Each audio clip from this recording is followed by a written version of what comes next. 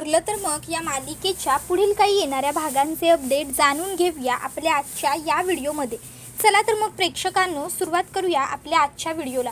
तर आपण इथे पाहणार आहोत की कशा पद्धतीने आता इकडे जो अर्जुन आहे त्याला राकेशबद्दलचं एक काळं गुपित समजणार। आता नेमकं राकेशचं असं कोणतं काळं गुपित आहे जे अर्जुनच्या समोर येणार आणि असं काय आहे नेमकं जे आता अर्जुनला कळणार। तर दुसऱ्या बाजूला इकडे राकेशने एक जबरदस्त प्लॅन बनवला आहे ज्यामध्ये तो आता संपूर्ण सुभेदारांना उद्ध्वस्त करणार आहे। आता नेमका राकेशचा काय प्लॅन आहे आणि तो सुभेदारांना उद्ध्वस्त करण्यासाठी नेमका कोणत्या थराला जाणार आहे ह्या सर्व गोष्टी आपल्या व्हिडिओमध्ये सविस्तर पाहूया।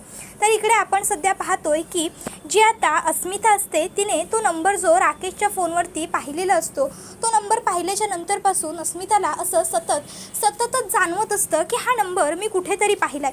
आता अस्मिताच्या ही गोष्ट लक्षातच येत नसते की हा नंबर मी कुठे बरं पाहिलाय।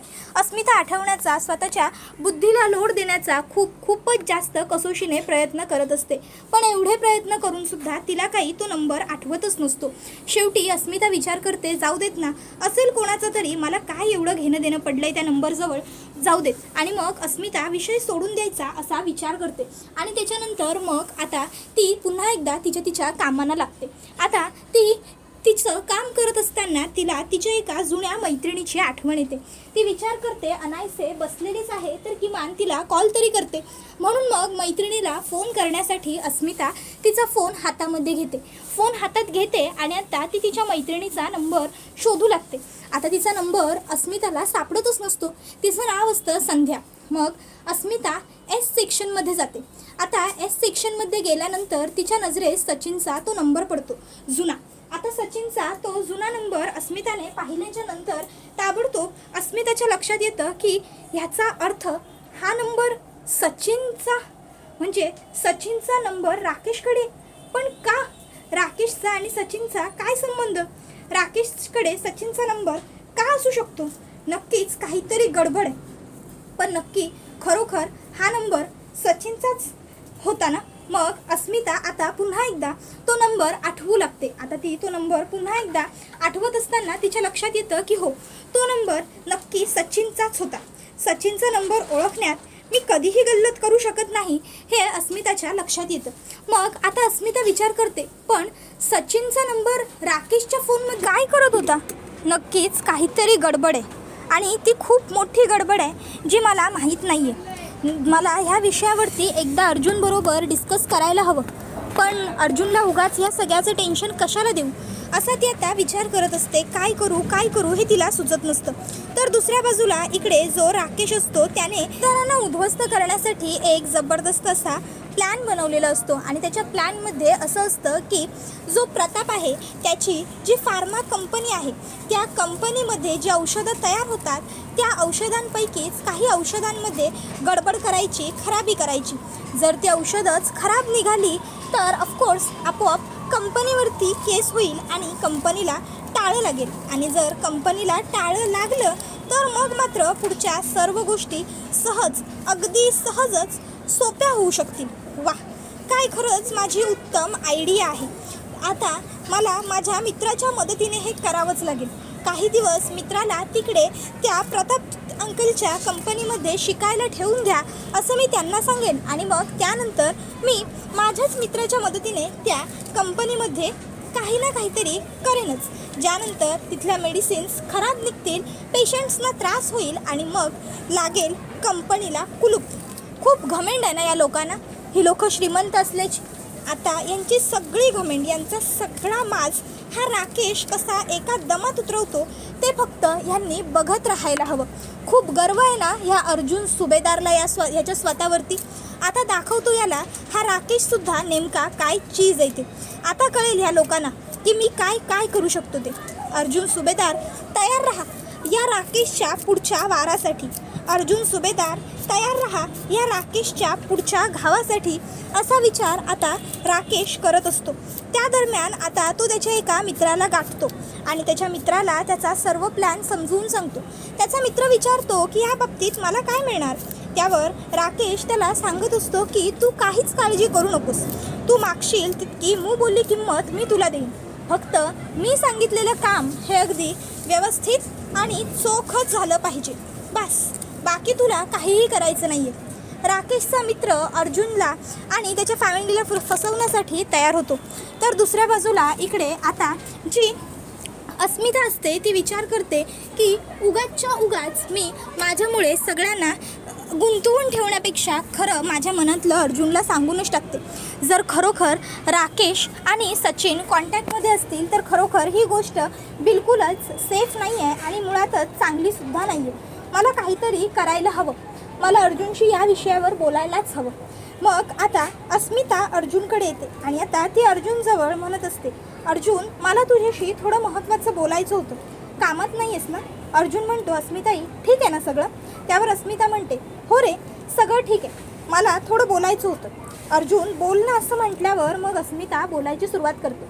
अर्जुन तुला एक सांगू का? म्हणजे मला ना असा डाऊट येतोय की सचिनचं आणि राकेशचं काहीतरी कॉन्टॅक्ट आहे. अर्जुन म्हणतो, काय? अस्मिताताई अगं हे कसं शक्य आहे? राकेश आणि सचिन नाही अस्मिताताई, तुझा काहीतरी गैरसमज झाला असेल. अस्मिता म्हणते, नाही अर्जुन, माझा ह्या बाबतीत गैरसमज होणारच नाही.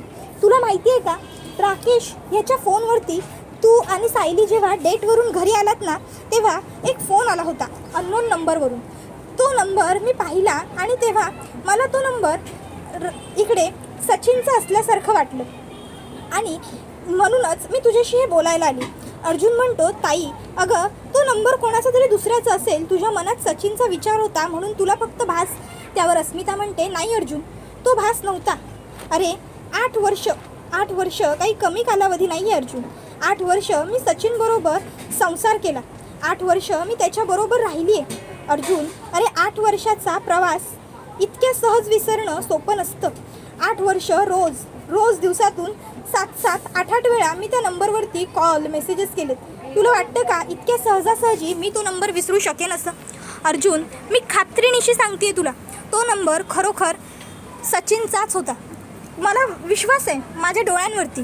हे बघ, मला असं वाटतं की तू ना एकदा सर्व गोष्टींची शहानिशा करून घ्यावी म्हणून खरं तर मी तुझ्याकडे आली आहे. तू उगाच या गोष्टीकडे दुर्लक्ष करू नकोस, टाळाटाळही करू नकोस. तू एकदा खातर जमा करून घे ना, काय फरक पडतो? हे बघ अर्जुन, जर तसं नसेल तर वेल इन गुड, पण आपण नागराज काकाचाच तो मुलगा आहे ही गोष्टसुद्धा विसरायला नको. बघितलंस ना नागराज काकाने काय काय केलं आहे ते. त्याबरोबर मग मात्र आता अर्जुन अस्मिताला म्हणतो, बरं ठीक आहे, तू म्हणतेस तर मी एकदा खातर जमा करून घेईन. पण हे बघ अस्मिताताई, तू या सर्व गोष्टींचा अजिबातच विचार करण्याची काहीही गरज नाही आहे. तुझा जॉब नवीन आहे, त्यात गोलूची तुझ्यावर जबाबदारी आहे. तू सध्या गोलूची आणि स्वतःची व्यवस्थित काळजी घे. बाकीचं काय करायचं या सर्व गोष्टींचं ते मी बघतो. आणि हो, आणखीन महत्त्वाची गोष्ट, या सगळ्याबद्दल सध्या तू कुठेही काहीही बोलू नकोस. जर हे सगळं सुमन काकीपर्यंत पोहोचलं तर सुमन काकीला खूप जास्त वाईट वाटेल. जर खरोखर राकेश चुकीचा निघाला तर काय करायचं ते मी बघतो.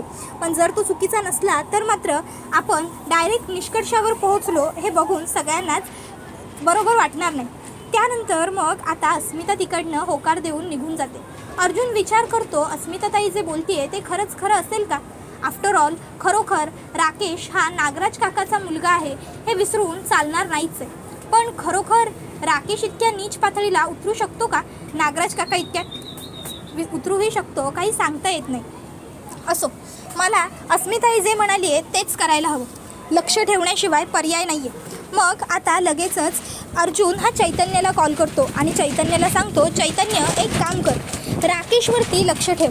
चैतन्य म्हणतो, काय राकेश? आपला राकेश? त्यावर अर्जुन म्हणतो, हो राकेश, सुमन काकीचा राकेश, त्याच्यावरती लक्ष ठेव. तो विचारतो पण अरे का, कशासाठी? त्यावर अर्जुन त्याला म्हणतो की मी तुला सर्व गोष्टींचे अपडेट नंतर देईनच. तो कुठे जातो, काय करतो, कोणाला भेटतो, कोणाशी बोलतो, अगदी बारकेतल्या बारीक गोष्टीची खबरसुद्धा मला देत राहा. अजिबात काहीही हाईघाई करू नकोस. त्याबरोबर चैतन्य म्हणतो, डोंट वरी अर्जुन, मी तुला प्रत्येक गोष्टीची बारीकेतली बारीक डिटेल देईनच. आणि त्याच्यानंतर अर्जुन फोन कट करतो. अर्जुन विचार करत असतो, देवा आता तूच काहीतरी कर. राकेश काहीही चुकीचं करत नसू देत, एवढीच माझी तुझ्याकडे प्रार्थना आहे आणि विनंतीसुद्धा. आता अर्जुनच्या डोळ्याला झोप नसते. राहून राहून सतत त्याच्या चेहऱ्याच्या डोळ्यांच्या समोर फक्त आणि फक्त सुमन काकीचा चेहरा येत असतो. त्याला वाटत असतं की जर खरोखर राकेशसुद्धा चुकीचा असला, राकेशसुद्धा वाईट वागत असला, खोटं वागत असला, तर बिचारा सुमन काकीला ह्या सर्व गोष्टींचा किती त्रास होईल. सुमन काकीला ह्या सगळ्यामुळे खरोखर किती सफर करावं लागेल. बिचाऱ्या सुमन काकीची ह्या सगळ्यात काहीही चूक नसताना तिला सगळं भोगावं लागेल. ऑलरेडी आपला नवरा इतका नालायक निघाला, इतका वाईट निघाला, या गोष्टीमुळे ती खूप जास्त दुखावली गेली, खूप जास्त त्रास तिला झालेला आहे. आणि त्यात आता आपला मुलगासुद्धा हा असा विचित्र निघाला तर खरोखर सुमन काकी पूर्णपणे हरून जाईल, तुटून जाईल. बिचाऱ्या सुमन काकूला खरोखर किती त्रास होईल.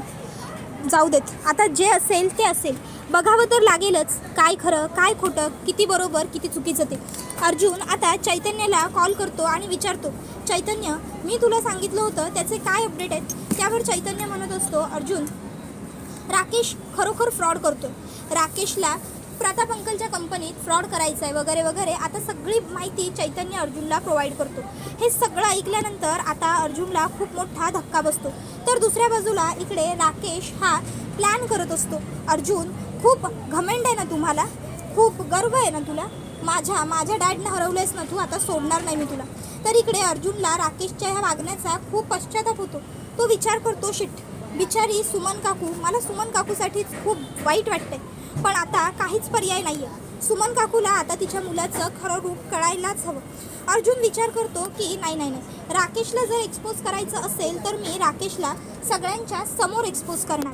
कारण जर मी राकेशला माघोरी समजावलं तरी राकेश ऐकणार नाही आहे याची मला खात्री आहे. राकेशला मी एक्सपोज करणार म्हणजे करणार.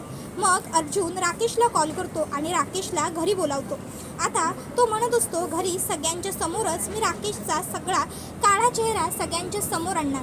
राकेशला पश्चाताप झाला पाहिजे या सर्व वागण्याचा आणि त्याला त्याच्या कर्माचं फळसुद्धा मिळालं पाहिजे, असा सगळा विचार अर्जुन करत असतो. तर त्यावेळी अर्जुनने बोलावल्यामुळे राकेश आलेला असतो. आता राकेश तिकडे आल्यावर अर्जुनला विचारतो, अर्जुन, अरे काय रे, काय झालं, घरी सगळं ठीक आहे ना, तू मला असं अचानक एवढं का बोलवून घेतलंस. त्यावेळी अर्जुन राकेशचं थोबाड फोडतो आणि राकेशला म्हणतो, लाज वाटत नाही खोटारडेपणाचा इतका मोठा मुखवटा चेहऱ्यावर घेऊन मिरवताना.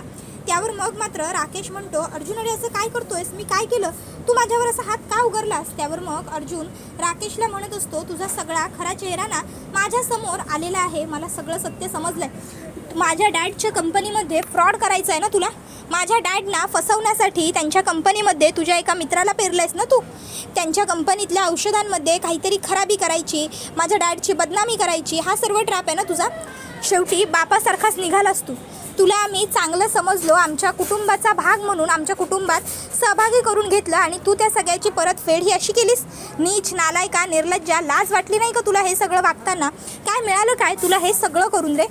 खरंच कुठल्या जन्माचं पाप होतं त्या सुमन काकूचं, म्हणून तुझ्यासारखा मुलगा आणि त्या नागराजसारखा नीच नवरा तिच्या पदरी पडला ना, खरंच कळत नाही आहे. तुम्हाला सगळ्यांना माहिती आहे का याने काय केलं ते. आणि मग अर्जुन आता एक एक करून राकेशचे सगळे गुण घरातल्यांच्या समोर उघडे करत असतो आणि म्हणत असतो की एवढे दिवस मलासुद्धा हे सगळं माहीत नव्हतं, मलासुद्धा हे सगळं आत्ताच कळालं आहे. त्याबरोबर हे सगळं ऐकून मग इकडे लगेचच जो अश्विन असतो तो म्हणत असतो, बाप रे राकेश, खरंच तुझ्यासारखा नीच नालायक मुलगा मी खरंच कुठेच पाहिला नाही आहे. तू अगदीच त्या प्रियाचा भाऊ शोभतोयस, एवढं मात्र अगदी खरं आहे. त्याबरोबर मग आता जी अस्मिता असते ती सुद्धा इकडे म्हणत असते, मी म्हटलं होतं ना तुम्हाला सगळ्यांना, तो नंबर मी विसरूच शकत नाही, तो नंबर सचिनचाच होता. जर मी नंबर पाहिला नसता तर मलासुद्धा खरं कळलं नसतं. राकेश, तू सचिनच्या नादी लागून खूप मोठी चूक केलीस. चूक नाही, तू गुन्हा केला आहेस, गुन्हा. अरे तो माणूस कसा आहे काय आहे हे तुला काही माहीत नाही आहे. सगळे आता राकेशला खूप जास्त सुनावत असतात, बडबडत असतात. त्यावेळी कल्पनासुद्धा म्हणते, बिचारी सुमन, तिचा एकदा तरी विचार करायचा होताच रे राकेश. या सगळ्यात त्या बिचाऱ्या भोळ्या बाबड्या बाईची काय चूक, का तिला वेठीस धरताय तुम्ही दोघं बाप बेटे ना, मला खरंच कळतच नाही तुम्हा दोघांचं काय. त्याबरोबर हा व्हिडिओ इथेच संपतो. व्हिडिओ आवडला असेल तर व्हिडिओला लाईक करा, चॅनलवर नवीन असाल तर चॅनलला सबस्क्राईब करा आणि बेल आयकॉन आठवणीने प्रेस करा, जेणेकरून तुम्हाला पुढच्या प्रत्येक व्हिडिओचं नोटिफिकेशन मिळत जाईल आणि सर्व व्हिडिओंचा आनंद हा अगदी उत्तम पद्धतीने घेता येईल. चला तर मग प्रेक्षकांनो, आजच्या पुरतं इथेच थांबूया. पुढचा व्हिडिओ येईपर्यंत या व्हिडिओचा आनंद घेत राहा. तुम्हाला ही